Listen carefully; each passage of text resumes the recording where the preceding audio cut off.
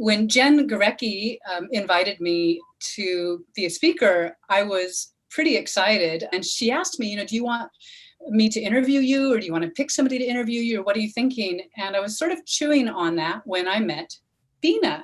And it was like immediate, sparks were flying. She was interested in a lot of the same things I'm thinking about. I'm working on a project I'm calling MettaFemme. I'm thinking about how women can shift the market as the world's most powerful consumer. And it was just so exciting. And I thought, yeah, that's the woman. We started, hanging out and coming up with some ideas about potentially co-creating something. And then we realized, wow, this is actually a model that we could maybe talk about. First of all, thank you for inviting me. I feel honored and privileged. When I met you, Kathryn, I felt I had this new energy come into my life, inviting me in some ways to make a more powerful contribution. I've been doing work for 30 years in the area of consulting with large-scale change management with organizations. And then in the last 15 years, I've focused more on human development and how we mature and how we evolve through different stages of our own maturity. It's fascinating work. And it's very rewarding.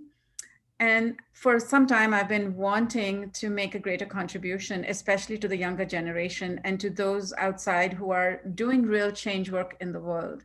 So when I met you, I got excited about your ideas of MettaFemme and creating women's collectives and really offering the power that we have come into at this time in our lives in service of catalyzing greater change in the world and doing more good in the world. So for me, bringing everything that I've ever done in service of understanding how we can co-create sustainable relationships to bring change in the world, that is just a great driving vision. And your knowledge is so in depth, and your understanding of the human psyche and how people work together and work situations. And in my last company, I realized halfway in that I probably should have done a little deeper inquiry with one of the people I was working with. And actually, I would say that maybe a couple of my investors as well. And I think if I'd had some of these tools at my disposal and some of the things that we're creating together, that I could have possibly avoided some pain and that we could have been more effective. We could have grown the company in different ways. I think our combined sense of urgency for helping the generation below us, really accelerating them with bringing as much of our knowledge, our might, our social, intellectual, and financial capital to them. And so coming up with these models that help younger women and the generations below us to really accelerate getting to know one another quickly instead of maybe the more traditional way. Yeah, thank you. We are very excited to share with you our process of co-creation and the structure that we have created, or the model that we've created of 5 phases of co-creation. And the first phase is really determining the fit and determining the alignment with the person we are co-creating with. Both of us intuitively have come to this understanding that we need to go deep in this first phase with each other. And that's going to ensure sustainability.